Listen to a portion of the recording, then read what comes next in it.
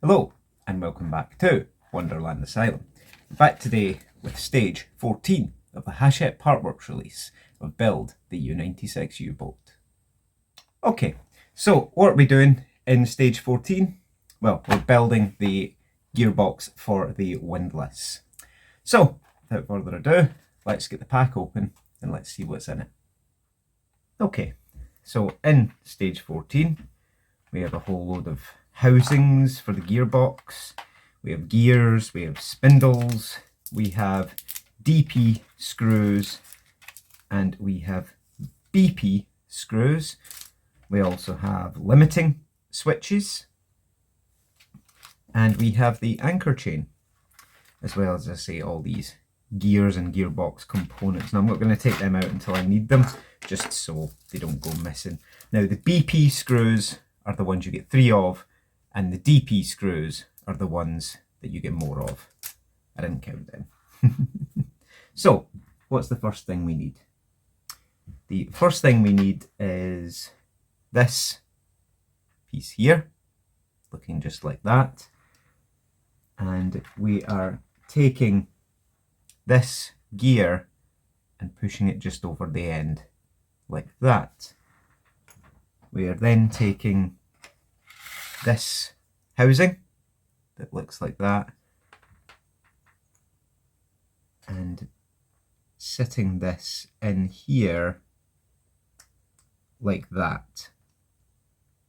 So it should sit like that and it should turn freely, and that you can see there has the cross in the end, so that's what the motor is going to connect to.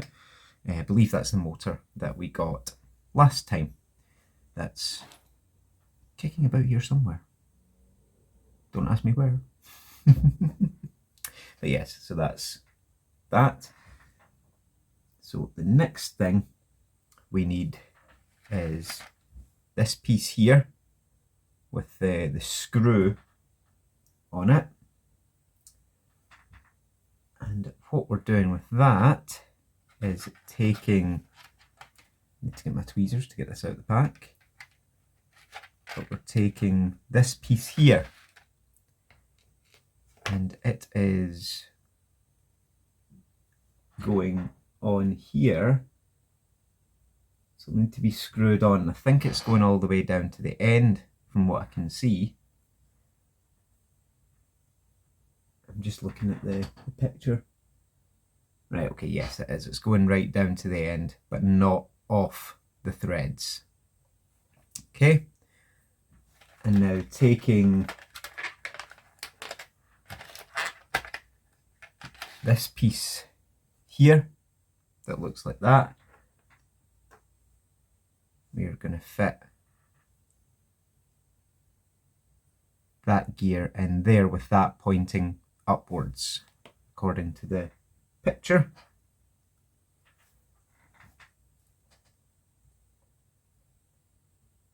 Yep. And then I need 2 of the BP screws, which you see you get 3 of them. I'm assuming 1 is a spare. So put that on my screwdriver so we're ready to go. And this is then going over the top here. So all of the gears that we've just been building should line up. It's a tight fit. But yeah, those gears, yeah, they do. You can see there that when I move that, you can see the cross piece turning. That's fine.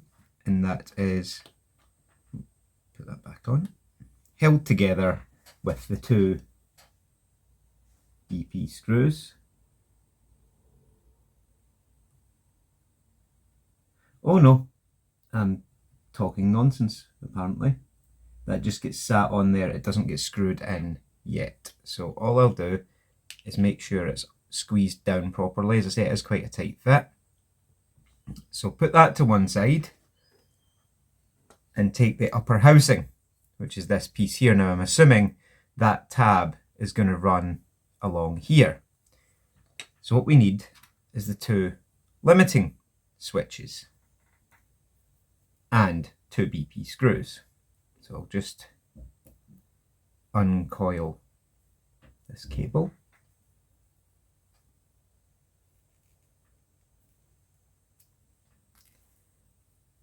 You can see there, one has a red lead attached to it and one has a black lead. So I'm assuming they'll need to go on in a particular fashion for the gearbox to function properly. Yep, okay. So if we take it and set it like this with the 2 screw holes there, we are taking this. You can see it has an indent, a kind of tab on each side, and they'll go on this way with the red lead pointing back in this direction, and they're held in with the 2 BP screws that we got ready a moment ago. Again, it's going into plastic and it's electrical components, so you don't want to be too vicious with the screws. That switch just fell down. Again, what you do want to do is make sure that you're not twisting the wire when you're fitting it. So I'll uncoil that the rest of the way, and it'll function exactly the same no matter which way up it is, but it's just to kind of try and release the stress on the wires a little bit. So there we go, line up the whole screw again.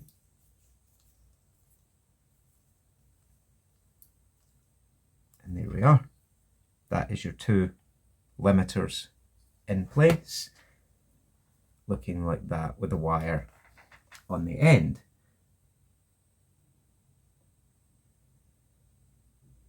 Okay, now what we're doing is taking this assembly here that we had,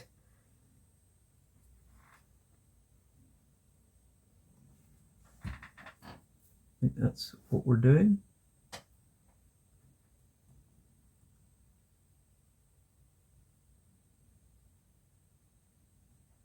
Yep. Okay. And it's going to line up on top of there. Now as you see, the way I've got it sitting, that's already pushing on one of the limiting switches. So I may just turn this gear and you can see it slides that switch along. So I'll put it on there just like that. And now we need 4 of the DP screws. That's the other type that we got. So there are a couple more left after this. Presumably that's to fit this into the hull itself. So just make sure it's all lined up and it's all seated properly. And 2 screws go just in the end here. Again, it's quite a long, they're quite long screws, so they do go in a fair distance. And then 2 in the sides as well.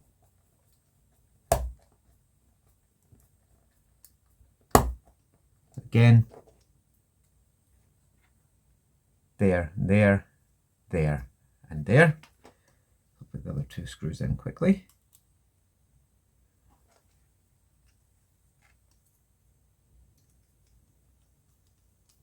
And that the main difference between this and the gearbox from the gearboxes anyway from Bismarck is the ones in Bismarck were transparent, so you could see what was happening inside the gearbox. But then they're all encased inside the hull, which you never, once you've got it all together and all the electrics connected to the board, you can't really lift the deck off, so you don't see them anyway. But it does make it easier to diagnose if something isn't working later on. And you can see there that as this gear turns, it moves that switch along. So it'll turn that. That's how the anchor will get wound in, is through this piece here. And you can see as I spin that, you can see that switch moves. So eventually it'll hit these limiters. You can see that moving. And when it does, that'll stop it from going any further. That's how that mechanism is going to work.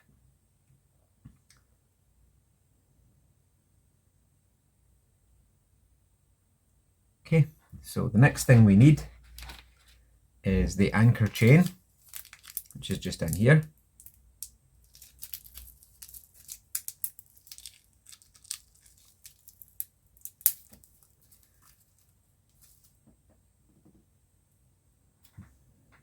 And it is going on here, just like that. Making sure it sits perfectly. And then we take this piece, and you can see there is a notch in it. That notch is where the chain should slide through. This is exactly like the mechanism for Bismarck. So you can see there, what's going to happen is that will turn, it will wind the anchor in until it hits the limiter switch, and then it will stop, and it will turn the other way to wind the anchor out. And again, when it hits the limiting switch, it will stop. Fantastic. I'm just going to look and see where it wants. Right, okay. So it wants it to be like that when this is at its outermost limit.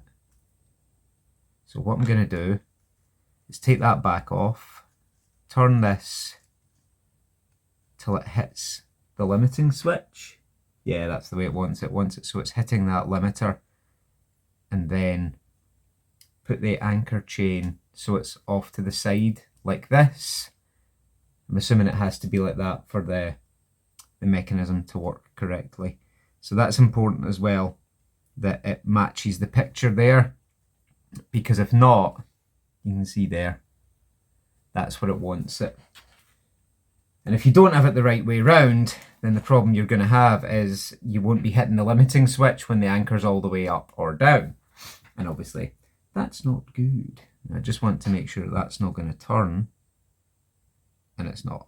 That's good. Because you don't want that to turn once the mechanism's all in place. But it's a fairly snug fit. It does say you can glue it if you want. I haven't glued it. But yeah, as you say, you can do if you wish. So next thing we need is we need these last two screws, and we need the motor from last time that we worked on previously. Now I had erroneously assumed that we need to keep the, can get rid of this, that we needed to keep the screws from last time to attach the motor, but apparently not. So just give me a moment, I'll get the motor and I'll be back in just 2 secs.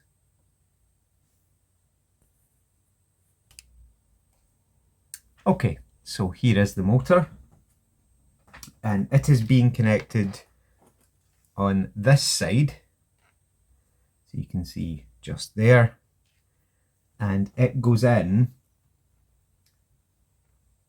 right with the plug facing up.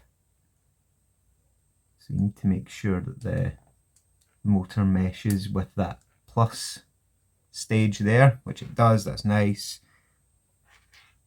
Hold it in, and we're holding it in with the other two BP screws. Oh.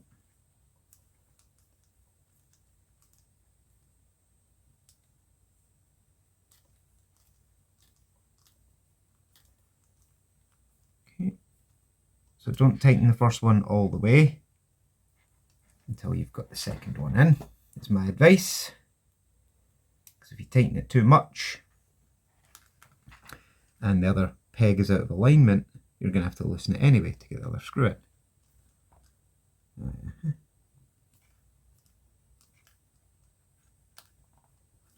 There we go. Now you can tighten them both down. Now you don't want to tighten them too tight, because if you over tighten them, if you don't tighten them enough, then the motor won't mesh with the gear properly and you'll have problems. But if you over tighten it, then the motor will struggle to turn and you'll still have problems.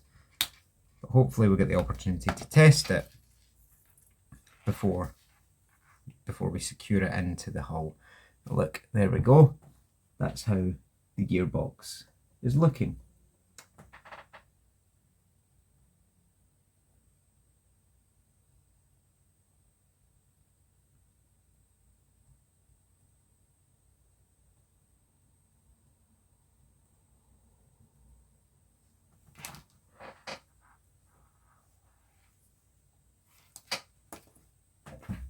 Seconds.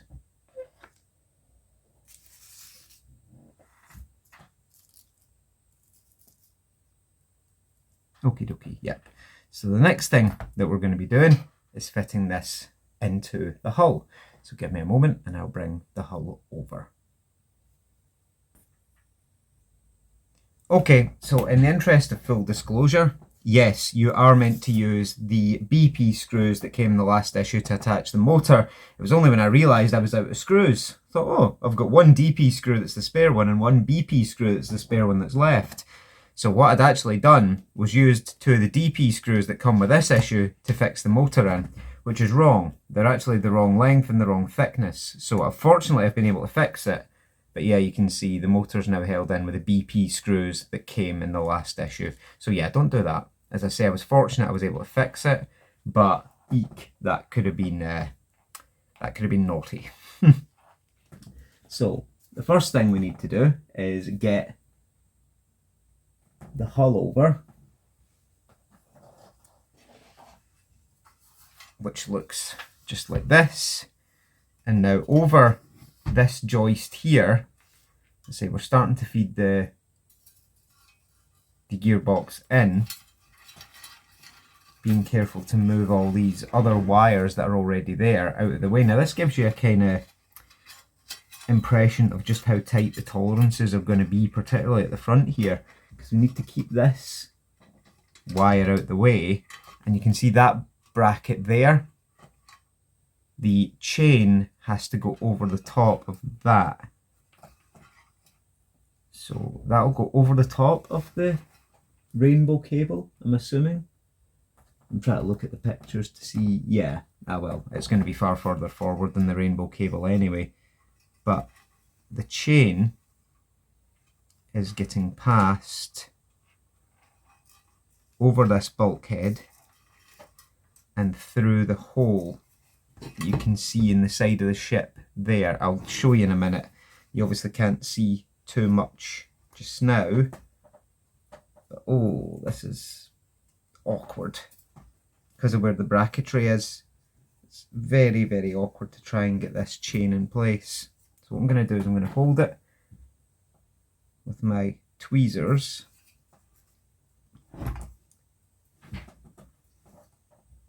Try to see where the hole is without a great deal of success. You see the hole is there that I'm trying to guide it through, and there's a bracket right above it. Who designed this? Right, I'm going to get this chain in and I'll come back to you in 2 seconds, okay? Because you can't see anything I'm doing. Okay, so you can see there, I've got the chain coming out the hole. Now what I'm going to do is, just because I don't want to have to try and fight to get that back through again, I'm going to put my clamp on the end of it. Or maybe I'm not, because it doesn't clamp it properly. Oh dear. I'm having a good time today. Ah, there we go. Right, so the clamp is on the end of the chain. So the chain can't go anywhere. So now, grabbing the gearbox without losing the chain, this red wire has to go round underneath the bottom of the gearbox and get fed out the other side. This is all getting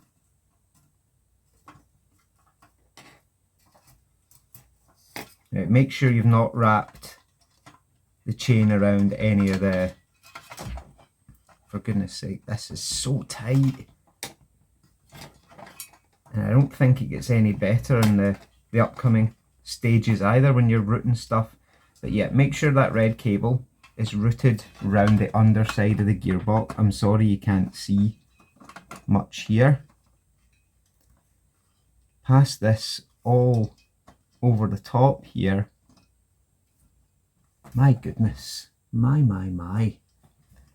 And where we're trying to get it to, if it'll go, which is not looking likely at the moment. There we go. Right, there we are. It goes in there, and there's two, Jesus, dark. There are two posts here, and they get held in with the remaining two DP screws. My.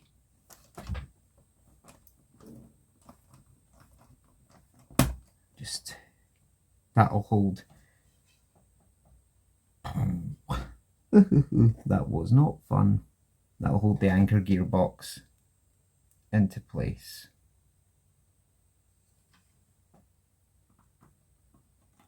Nope, that's the wrong bit. It's alright, I'm trying to put it in the wrong hole. There's already a screw in there.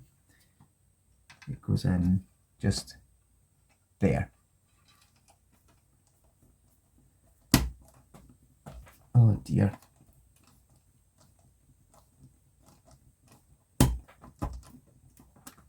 Okay, so that seems to be the gearbox securely into place.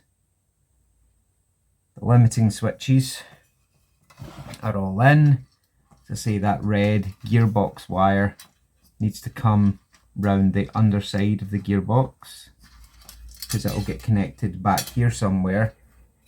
All these wires, oofed. Yep, I'm just gently trying to reroute that red cable somewhat.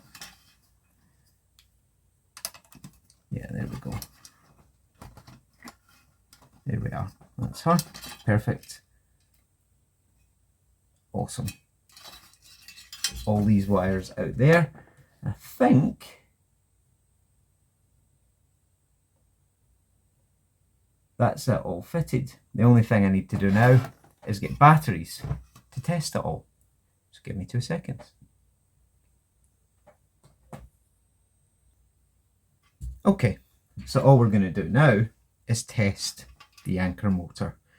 So you can see the battery box is all connected with this wire, which is marked M3, and it goes into the wider of the two test ports. And then when we push one of the buttons, the wire should go up. This one? No, this one, it should go up. And it does.